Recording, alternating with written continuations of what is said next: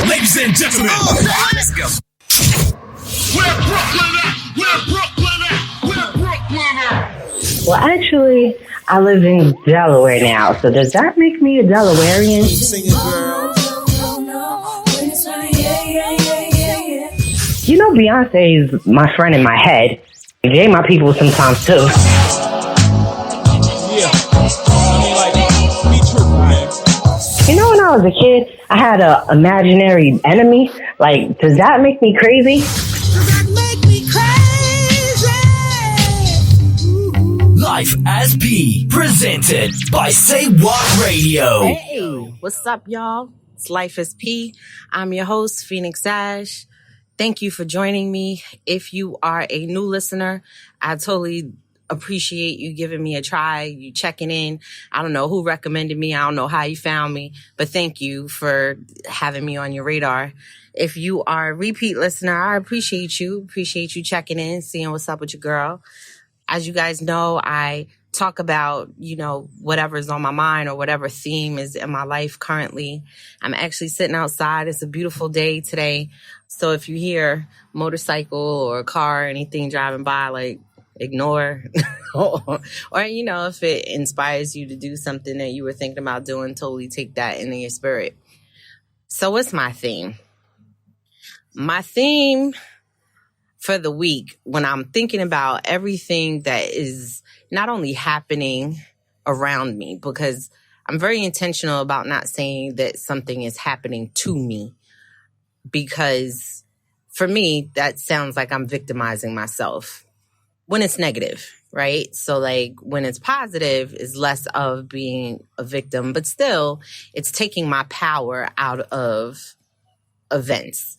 And I've become more aware that the things that are happening are influenced by my power. The things that are impacting me are influenced by my impact. Whether it be a decision I made, whether it be something I did, whether it be something I did not do, or I ignored, or I ran from, or I have been putting on hold, the events that are very closely related to me are impacted by my power, my energy, and my decision making, for the most part. And I'm taking control over that in my life. And when I think about, for some of us, we call it blessings. Some people just call it straight up luck. Some people are assessing it as just, your time for a particular thing. Everyone has a different way of explaining the things that you want in your life and them actually coming into fruition. A lot of times it's the things that we worked for, the things that we prayed for, and, we can't believe that these things are coming into fruition. And it's just very hard to give in to the whimsy of the current event. I remember when I was pregnant with Sadia, I could not fathom that this would possibly be a viable pregnancy. I couldn't wrap my head around it. And as the months went on, I was still in disbelief. Like, am I going to make it till tomorrow? Am I going to make it to next week? Is my water going to break? Am I going to go into preterm labor? Am I going to miscarry? Like, I just was just going on and on and on and on in my mind. Like, every doubt, every fear showed itself. Everything was present. Constantly, I'd have to sit myself down and take deep breaths and talk myself out of my thoughts. Like, talk myself into just like giving my mind like a blank screen, because I was driving myself crazy. And I was so afraid that I was going to drive myself crazy that I was going to think myself out of the blessing. If that makes sense to you, I started to see like, my thoughts have power. What I say out loud has power. And I just didn't want to think myself out of the blessing. So I had to find a way to regroup, to calm my nerves, to try to think positive thoughts, to be hopeful, to move with love, to move with acceptance, to understand that I am powerful enough to recover from anything that is brought my way. As long as I'm breathing on the other side of it, I can recover from it. I had to train my mind to think that way. And I find that what made it even harder was it was such an inconvenient time. It was inconvenient to receive that blessing. Oh my gosh, was it? Because, sometimes when we talk about blessings or we talk about, the things that we work for coming into fruition, it sounds pretty in our mind and the picture is just beautiful. And we just like, I'm going to be at that spot and I'm going to be ready. But sometimes we're not ready in our minds, right? Our spirit is ready. The universe has declared us ready. The blessing has declared us ready. We're ready. We're going to receive it. We're going to do what we do with it. But we're afraid. So we believe that we're not ready. We're afraid because we've seen failure before. And even though this doesn't look the same as it did before, we still believe that the outcome may be similar. It doesn't matter. It has all the differences, all the things that we wanted, all the boxes to check, right? Before the boxes weren't checked. There was some iffy, something that didn't look right. When I was pregnant with my twins early, they was like, one of them has a heart defect. I had dreams about, one of them, communicating to me that there was some sadness coming to. So like when I was pregnant with Sadia, like things looked different. I didn't have any issues when I was pregnant. When I was pregnant with my son, I passed the blood clot and I totally thought that I was miscarrying, but it was just passing of a blood clot. But eventually I went into preterm labor. And not everybody's story is the same. I know for me though, like when I was pregnant with Sadia, the pregnancy just did not look like my others. But because I was pregnant, I was afraid that the outcome was going to be the same. And I feel like sometimes we do that with personal relationships. We hold people accountable for what other people did. We hold our feelings accountable for past feelings. We punish ourselves. We restrict ourselves, stop ourselves from fully enjoying what is in front of us because we're putting the weight of what has happened in the past on what's happening now. You might have a friend who you just met and you don't understand why you just clicked. You don't understand why you want to divulge every damn thing about yourself to this person. You don't understand why you connect. But maybe you proceed with caution not because they've ever showed you any reason for them to be untrustworthy, but you've had untrustworthy friends before. Now, who they look like and what they do and how they carry themselves is totally different than what you've encountered in the past. But because they show up as friend and you identify friend with the weight of your past, it's hard for you to accept that this person is such a good friend. I have a girlfriend of mine. She won't mind if I say her name, Deidre. We met a billion years ago.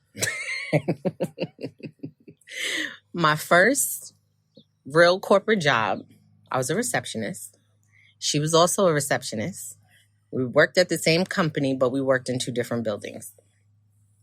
And I had never had like droves of friends. Never was part of a clique. Never identified with, me and my 6 best friends. Never. No, kids hated me. It was always like 1 who loved on me endlessly. And I appreciate that. Maybe 2, maybe 3. Not necessarily at the same time, not necessarily in the same group, but, those relationships got me through. So anyway, I moved with caution when it came to friends. I had recent hurt from a friend. I was very close to someone who suddenly stopped talking to me. And this was like the second time this person just suddenly stopped talking to me and kind of fell off. And there was a lot of like, we were friends since high school. And this is well after college. And well, not well after college, like right after college. And it was just hurtful. Coming off hurtful relationships, my heart stayed broke. Like, if I'm completely honest, my heart stayed broke. I don't know why that was my journey. I don't know what it was about me that was communicating that maybe I was the asshole and I just didn't really know it. I don't know. I thought I operated out of love because when I love you as a friend, oh my God, do I love you. But I don't know. Anyway, I had to cover for Deidre. She was out one day and, this was during my first week.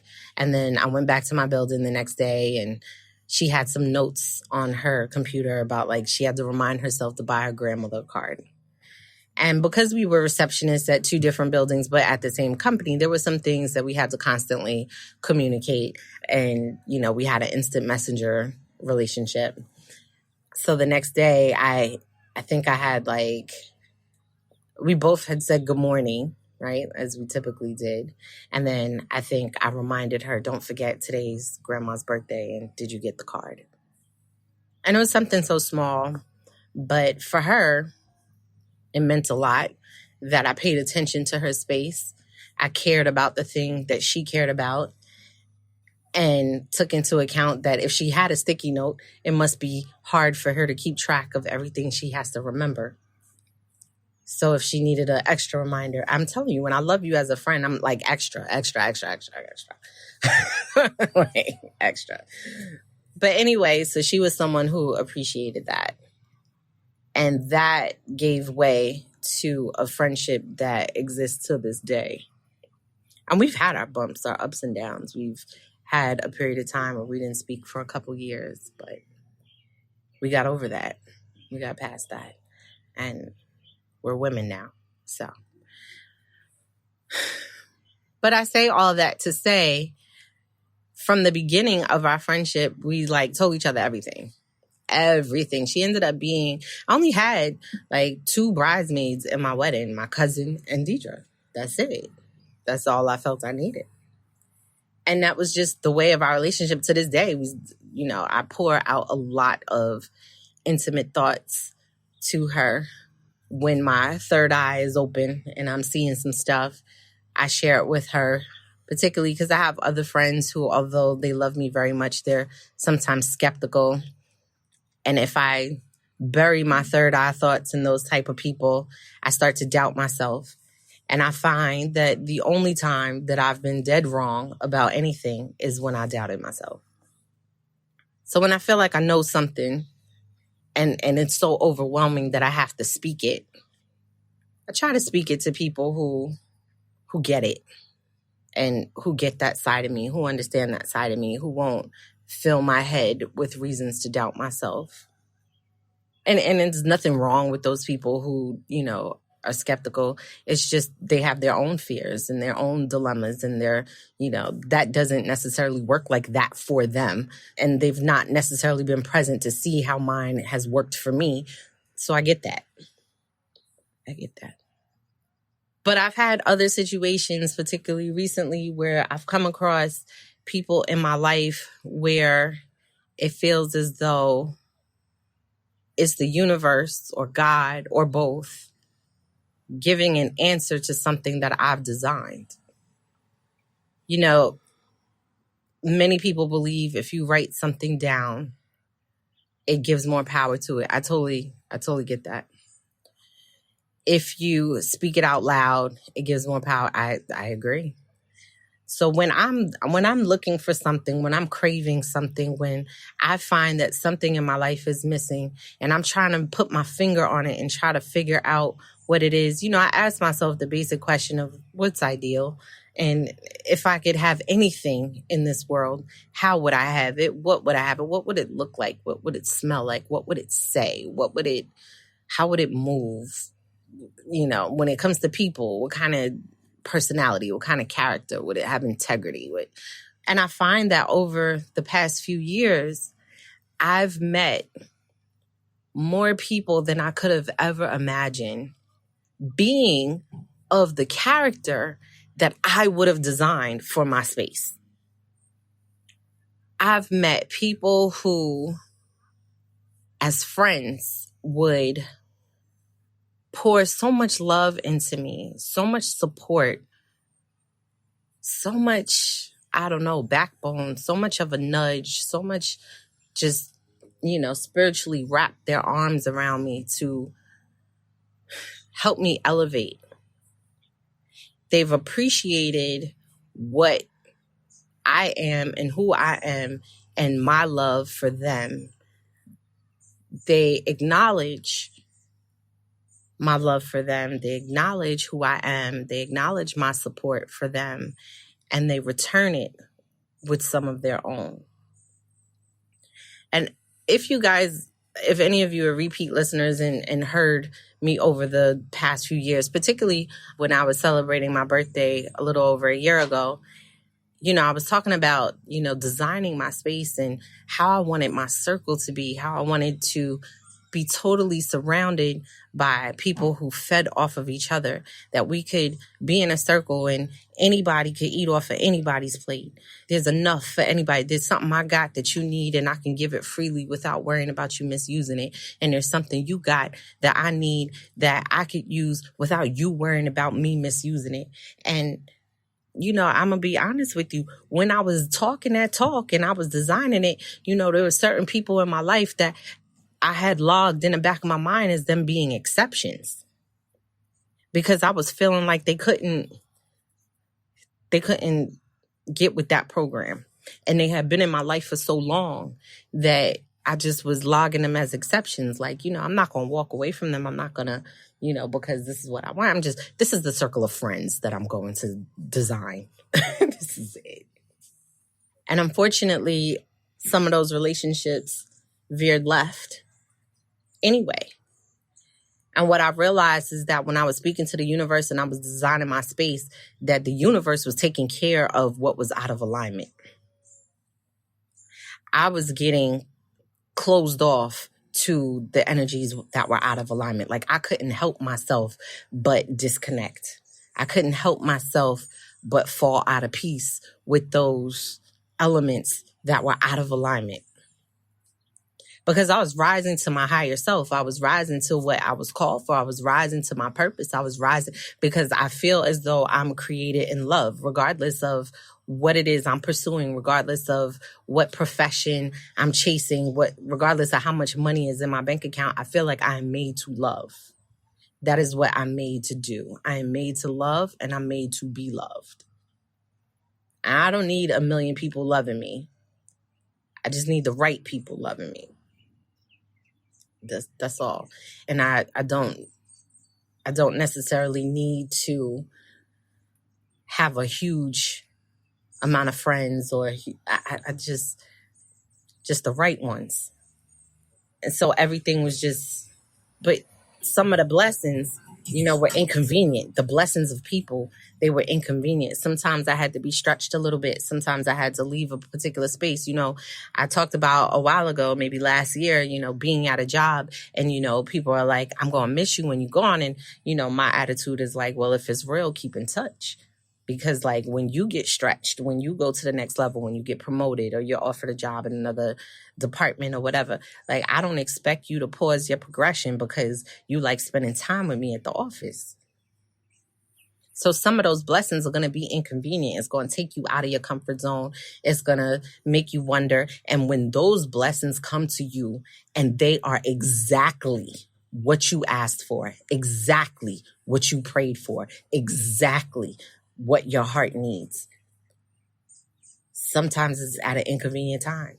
Sadia, when I found out I was pregnant with Sadia, it was 3 months after I had gone into preterm labor with my son. 2014, I went into preterm labor with my twin daughters in March. December 2014, I went into preterm labor with my son. March 2015, I find out I'm pregnant with Sadia. I had just left a job that I was at for 5 years that I would have been so well over covered. Like, I would have had the insurance. I would have had the extra time after maternity leave. I had earned all this vacation time. Like, I just would have been comfy. But I had just left that job to start a new job. And the timetable wasn't adding up because I would not have qualified for maternity leave. So now it was like, oh my God, now I got to plan and budget for how I'm going to make it through those few months that I'm going to be home with her. You know, and yes, few months. I wasn't doing those 6 weeks. I wanted to be home with her for 3 months. So now I have to figure out how to plan, how to budget, how to tell somebody who just hired me. Like, I hadn't even gone into day one yet. How to walk in the office and, you know, after a couple of meetings, be like, so let's talk about this schedule of doctor appointments that I'm going to have to go through. Because I was high risk. I had a lot of appointments.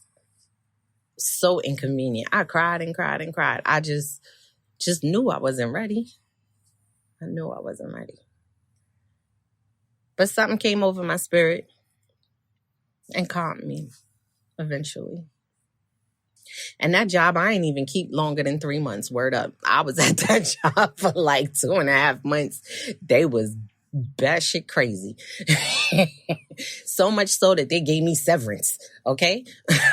I was like, yo, I asked them people to fire me.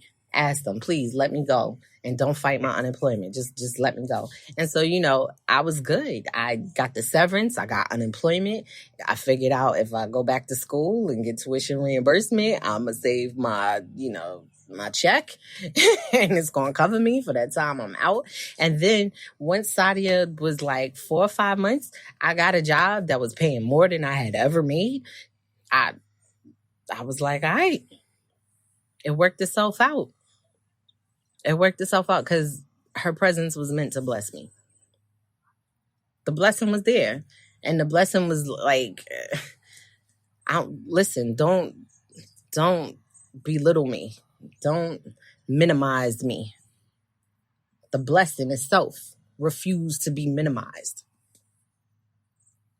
I did enjoy my pregnancy, but I could have enjoyed it so much more had I just allowed the blessing to be what it was. And not minimized it and not made it so unbelievable. It was too soon. It was, how is it happening already? You know, at the time when I was pregnant, is definitely a suggestion of not getting pregnant that soon. But we have a habit of minimizing our blessing.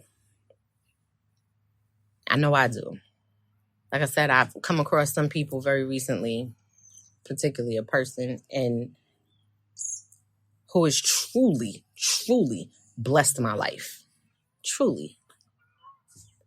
And I feel my fear coming up because there's other circumstances around it that make it extremely inconvenient for me to be friends with this person. But somehow the friendship is in alignment. Somehow it's in alignment with all that I want, all that I asked for, all that I prayed for, all that I craved. Somehow it's in alignment. The support that I was looking for, I don't know, it just fits in that circle that I was trying to build. It just fits. Just right. And maybe that person or those people won't be friends of mine for a long time, or maybe they'll tire of me, or maybe they're just here to get me through a particular season. But my discernment ain't that off. It's not that off. It's not off at all, actually. But it's inconvenient. It's really inconvenient. But I won't minimize the blessing. I won't. You know, when I signed my publishing deal, I was so excited. But it was kind of inconvenient, yo. It was, because I had just, I had been back in corporate for maybe about, I don't know, a little less than a year. And I had taken on a new job. And that new job was going to require so much more of me, so much more of me. I was working late hours. I was really back in the thick of it. And it was like, yo, why I couldn't get this publishing deal when I was home writing for a year? Because I'd have been able to knock some stuff out. I might not have even went back to corporate, but there was something at corporate that I was supposed to get too, because there's some people that I met when I got back that I would not give up for anything, because they fit in the circle. So I was supposed to go back because I had to go get some more pieces. I had to go get some more pieces to the circle, and I had to become a piece to somebody else's circle. I had to be present for somebody else. I had to be supportive for somebody else. I had to talk somebody else into their power. So I had to show up. I get that. But it was inconvenient because I signed to a publisher who had an expectation of how much I was going to produce, how often I was going to produce it, how many words, how many books, all of that. Where I was going to find my covers, how I was going to participate in discussions, how I was going to support my fellow authors, how I was going to be a voice, how I was going to be present, all of that. While still be a mom, still go through what I'm going through in terms of separation and divorce, still go through that, still try to figure out how to get up every morning and go to work and smile in a bunch of people's face. And, just be happy to be there and, do my job and be appreciative of, being able to provide for my child and, still kick out some books. It was inconvenient, but it worked itself out because I'm where I should be. I'm, my publishing company, I can't tell you if I'm going to be there forever, but I tell you now, like the people that I have met since I've been there, even people who are no longer there, have blessed my life, blessed it. Speaking truth and power and support and encouragement into my life. Like we just speak it. It goes in a circle. We just give it to each other, uplift each other. What? And it was a ready-made circle when I got there. So it was like, I ain't even got to design nothing. I just step right in. It's like, yo, all these inconvenient blessings. All right, I understand that it's inconvenient. Somebody gives you the opportunity to start that business. Somebody gives you the opportunity to write that script. Somebody gives you the opportunity to co-write a book. Somebody gives you the opportunity to get a promotion, to go to another company for more money, to get a, better title, to whatever, go on a trip. My trip to London was so inconvenient. I was in New Orleans when someone asked me, do you want to go to London? Like in a few days. I had to call my job and be like, I know I already had 1 week off, but I'm about to take a second week off because I ain't had no money to go to London and my trip was about to be paid for. Man, listen. But it was inconvenient. And I did contemplate am I going to seem irresponsible? At the time, I wasn't even a mom. So I was like, you know what? I ain't got no kids. Yo, I'm out. I'm going. I'm employable. We'll work it out. And I still held the job for a while after that. So it didn't even, there was a little friction with some little jealous coworkers, but it is what it is, yo. But what I'm saying is that the inconvenient blessing sometimes is the big blessing, the big thing that you've been waiting for, the thing that makes you pivot, the thing that you've been waiting for to make everything change, the thing that you've been like, but why can't, how come? I can see it. I know I can taste it. But where is it? That it don't always show up when everything is pretty in order. Sometimes it's inconvenient, and that's all right. That's all right. Don't minimize it though. Don't make yourself believe it's not the blessing because of its inconvenience. Don't do that. Enjoy it. Luxuriate. Is that a word? Yeah, luxuriate in it. I don't know. Might have to check dictionary.com on it. But you get what I'm saying. Enjoy it. Be in it. Be full. It's yours. You've worked for it. You've prayed for it. You've talked it out loud. You've written it down. Why would you do all of that if you didn't think that it could come to pass? Do it. Believe it. It's yours. It's present. It's for you. You dreamt it because it exists. You wanted it because it exists. You saw it because it exists. And now here it is. It's showing up right in front of you. And no, the circumstances are not the best. No, the circumstances don't look the way that you would have wanted them to. But maybe you didn't know what the circumstances was going to be, but you knew you wanted the blessing. So this is the circumstance, but this is also the blessing. So roll with it. Roll with it. All right, I'm off the soapbox.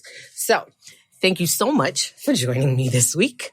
If you ever want to check out my blessings, my thoughts and prayers coming into fruition, please pick up my romance novel, my very first one. Oh my God. It's actually doing better than any book I've ever written. Delectable, A Sweet Romance is available on Amazon Books as well as Kindle, Soiled Sheets, as well as Cookies and Crumbles. They're related. Pick that up on Amazon Books as well as Kindle. Everything's available on Kindle Unlimited.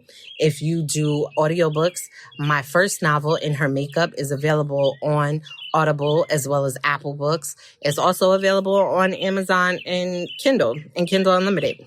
The birds are singing, so, maybe they're saying I had happy thoughts today. I don't know.